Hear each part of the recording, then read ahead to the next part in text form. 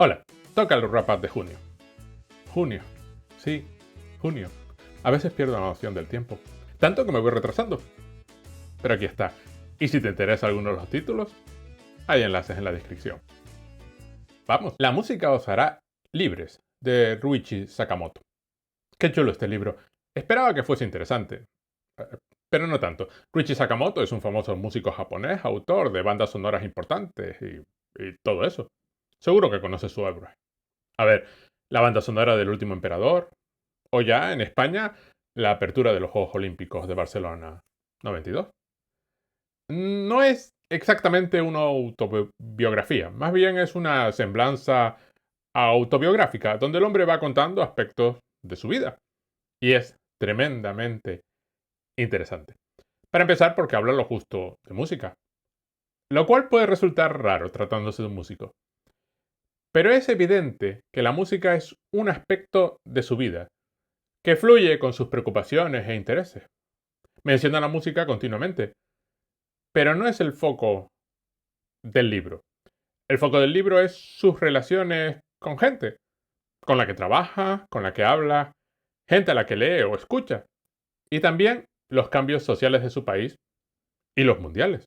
Al ser un hombre que vivió los cambios sociales del Japón posterior a la guerra, ofrece una visión de primera mano de esos momentos, de la vida en esa época. Es un libro muy fácil de leer, lleno de aspectos interesantes, con un montón de notas colocadas en su sitio. Yo me he apuntado mucha música para escuchar y muchos libros para leer. Eso sí, también es un libro que deja claras nuestras limitaciones culturales. La mayoría de nosotros cree vivir en el centro de la cultura, pero en este libro se mencionan muchos ensayistas, filósofos e intelectuales japoneses, que no solo son poco conocidos, es que la mayoría no está traducido, al menos no al inglés o al español. Que si lo piensas es la situación real. Es bueno recordar de vez en cuando que hay más mundo del que ves en tu vida diaria. Conversaciones de física con mi perro de Chat.org. No es fácil divulgar la mecánica cuántica. Por dos razones. Uno, muchas de sus conclusiones son contraintuitivas, así que eso dificulta explicarlas. Dos, habitualmente los autores se pierden tropezando ellos mismos con la propia mecánica cuántica. Pero la mecánica cuántica no es más que una teoría física que dice cosas concretas. Por eso, me alegra decir que este libro, con ese planteamiento tan gracioso, es probablemente el mejor libro de introducción a la mecánica cuántica que haya leído. Si vas a leer uno, que sea este. Aquí mi reseña. Eso sí, no importa lo bueno que sea el libro, hay que pararse de vez en cuando y pensar. Muchos textos solventan el problema insertando un "es muy raro" de vez en cuando. Este libro no hace tal cosa menos que esté hablando de algo que es definitivamente un misterio. La mayor parte del tiempo te explica por qué es raro eso que parece tan raro. Por eso lo recomiendo. Gilles Deleuze, An Introduction, de Tom May. Me interesa mucho la filosofía de Gilles Deleuze y me estoy preparando para leer algunos de sus libros. Por algún sitio encontré la recomendación de este libro como una buena introducción, una especie de mapa de alto nivel que hace más fácil lo de orientarse. No un sustituto, un punto de partida. Tom May es el autor de La muerte, una reflexión filosófica, libro que reseñé hace un tiempo. Como ya sabía que es un hombre que se explica muy bien, pues me lancé a leer esta introducción. No te puedo decir si es correcta y hace justicia al pensamiento de Deleuze, porque no tengo ni idea. Sé que es un texto bastante bien estructurado, que se va desarrollando poco a poco. Aún así, por supuesto, me lo fui leyendo en trozos de 10 o 20 páginas, porque hay muchos momentos de parar y pensar. Pero eso suele ser indicación de un buen libro. Hija de sangre y otros relatos, de Octavia E. Butler. Se trata de una recopilación de cuentos de una de las grandes autoras de la ciencia ficción. Un nombre que brilla con derecho propio en el firmamento de la literatura especulativa. Por suerte lo he reseñado, así que aquí te dejo el vídeo. Máscaras femeninas, de Fumiko Enchi. En esencia, Máscaras femeninas es una historia de venganza.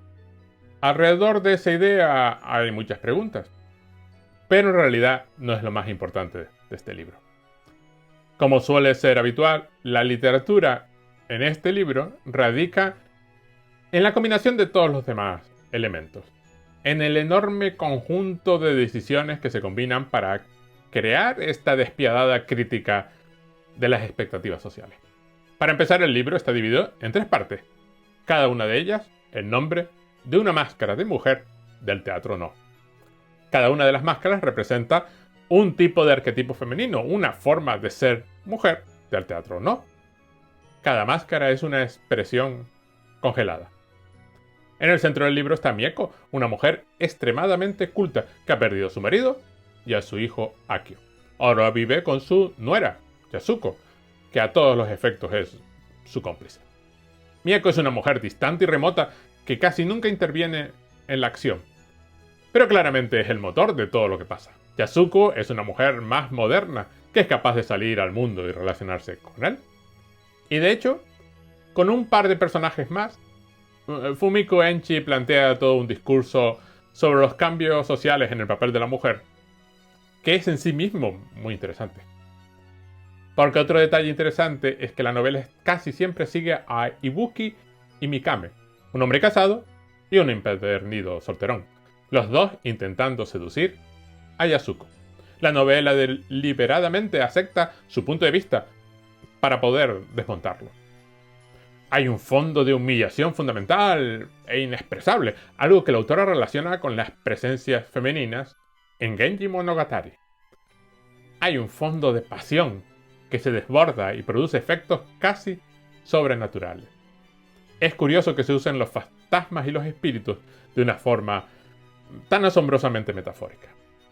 En resumen, en esta novela hay todo un juego entre literatura clásica, cambios sociales, la forma en que los hombres ven a las mujeres, las opciones históricas de lo que una mujer puede hacer o no, dependiendo de su generación, las máscaras del teatro no, y lo que significa no poder hablar. El mapa fantasma, la epidemia que cambió la ciencia, las ciudades y el mundo, de Steven Johnson.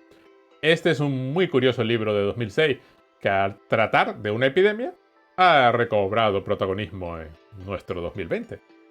Es además un librito extraordinario por lo que cuenta, por lo que está diciendo realmente y por lo que el autor quería contar.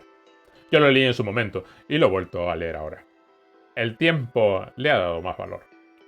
El resumen habitual de este libro es que cuenta la historia de cómo un esforzado y entregado médico descubrió la causa del cólera y detuvo una epidemia en el Londres de mediados del siglo XIX. Eso no es lo que pasó. Si lees el libro, te das cuenta de inmediato de que ese resumen está mal, casi deliberadamente. La historia que cuenta es muchísimo más interesante. Y lo importante, al estar relatada con tanto detalle, permite comprobar cómo se construye el conocimiento científico.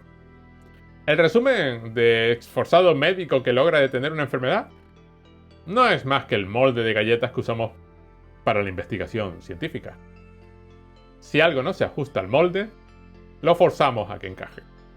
Es una especie de mito que tenemos en nuestra conciencia colectiva sobre cómo es la ciencia y cómo funciona. Una especie de cuento para niños. Es además un mito tremendamente peligroso. Muchas pseudociencias se apoyan en esa concepción simplista. No es que necesiten ese apoyo, pero sí es cierto que buscan al menos parecer científicas. Pero como deja bien claro el mapa fantasma, la creación del conocimiento científico es un hecho mucho más complejo, mucho más elaborado y mucho más lleno de errores y callejones sin salida. Más de lo que nos gusta creer. Pero eso es solo lo que el libro cuenta, porque el libro en sí está preocupado por algo más. Algo en un nivel superior. Porque para poder crear conocimiento científico, uno tiene que poder ver los fenómenos que quiere estudiar. Pero lo habitual es que esos fenómenos no estén en la escala a la que tú puedes moverte. Lo que realmente preocupa al mapa fantasma es cómo haces para ver a una escala diferente. Pero curiosamente, eso no es lo que le interesa al autor. Esos dos niveles son peldaños para su objetivo real. Lo que a su vez resulta muy interesante por efecto del paso del tiempo. Al ser un libro de 2006, refleja una visión del mundo y sus posibilidades muy diferente a la de 2020. Eso provoca muy interesantes juxtaposiciones. Vamos, que es un libro breve, que sin embargo contiene bastante más de lo que parece.